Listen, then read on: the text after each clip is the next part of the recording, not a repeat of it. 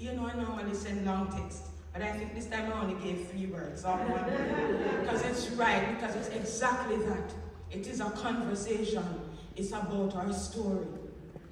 And so, as I was lying there and I was saying, Lord, what is it that you want? Because what I wrote, I somehow felt like it wasn't exactly what it is, what it should be. And then he brought me back to a scripture. It's Romans 8:28. Who knows that very famous scripture?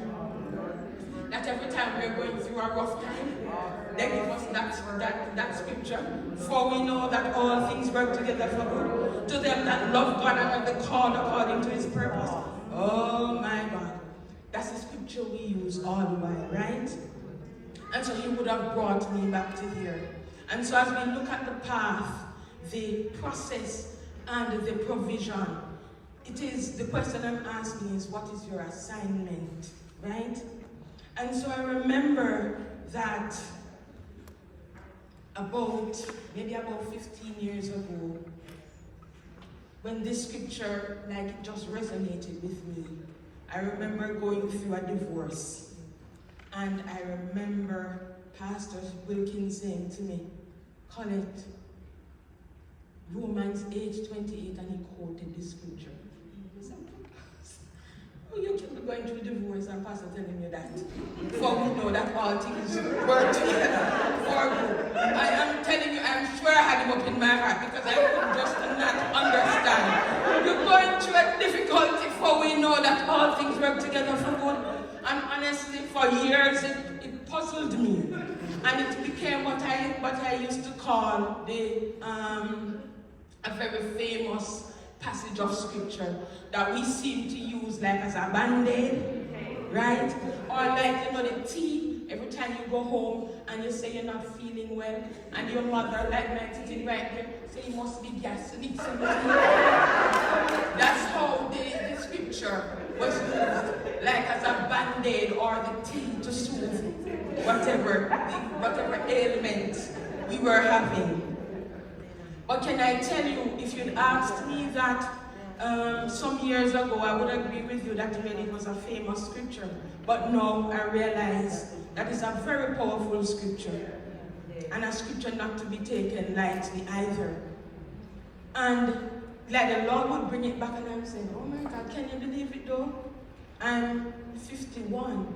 And at 49, I actually understood what that scripture really meant. And I'm telling you, just the realization, my sisters, that all things mean all the heartaches, all the disappointments, all the pain, all the divorce, all the separation, all the money worries, every single thing, everything means every single thing that God says is going to work out for our good, and he means it. Yes. Because he knows that we all will be facing challenges. He knew we would be facing challenges, and he knew, as humans do, that once we start facing challenges, the first thing that we're going to do is to stop. Right? We pause. So we start. Guys, I know I was louder already. Can you imagine how much louder right here? Anyway, sorry, I digress. Can you imagine he's saying he knows that we're going to pause in the calling that he has given to us, right? And he made sure to have that scripture right there. For we know all things work together for good. And so when he showed me, because you know sometimes we forget easily, and so when we sing this song, Roll Back the Curtains, how many of us actually allow the Lord to roll back those curtains for us? We don't want him to roll back the curtains. But can I tell you, when he rolled back the curtains and he showed me my life from a child coming up, and he showed me all that I have been through, and he's saying that all of it leads to this moment, it made a difference. Because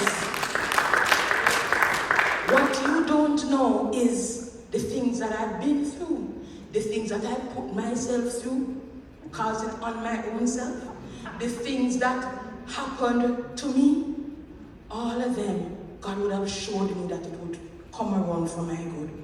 And I remember, right, being so broken by that divorce. Because honestly, it's when we stood before that pastor and we said, till death do us part. Me took that literal. Death do us part. And honestly, I know we all want to go to heaven, but I was not thinking of dying. But I just know that no matter how you take it, it will be death do us part.